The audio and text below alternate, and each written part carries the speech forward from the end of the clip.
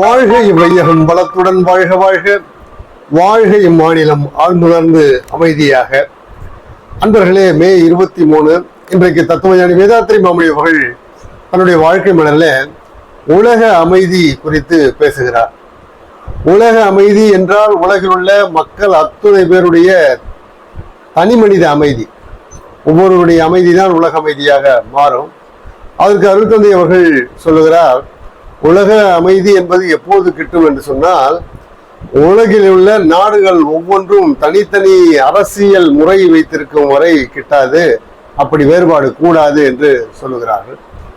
அது மட்டுமல்ல, ஒவ்வொரு தனி மனிதனும் தன்னுடைய உழைப்பின் மூலம் தன்னுடைய முயற்சியின் மூலம் ஈட்டுகிற பொருளானது அந்த தனி மனிதனுக்கோ அல்லது அவனுடைய வாரிசுக்கோ தான் உரிமை என்கிற அந்த கற்பனை முறை இருக்கக்கூடாது என்று சொல்கிறார்.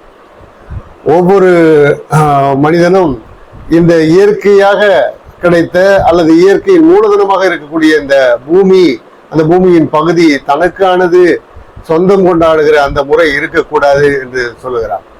ஒவ்வொரு தனி மனிதனும் தன்னுடைய குழந்தை வளர்ப்பு, பெற்றோர் பராமரிப்பு என்பதெல்லாம் சமுதாயத்தினிடத்திலும் இருக்க வேண்டும், தனிப்பட்ட மனிதனிடத்தில் அந்த பொறுப்பு இருக்கக்கூடாது என்று சொல்கிறார்.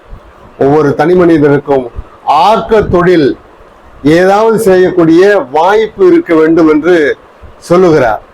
அது மட்டுமல்ல, ஒவ்வொரு தனி மனிதனும் தன்னுடைய நாட்டிலே அல்லது தான் இருக்கும் இந்த உலகத்துல இருக்கக்கூடிய எந்த மூலையிலும் ஒரு மனிதன் கூட பட்டினியால் இறக்கக்கூடாது என்று சொல்லுகிறார்கள்.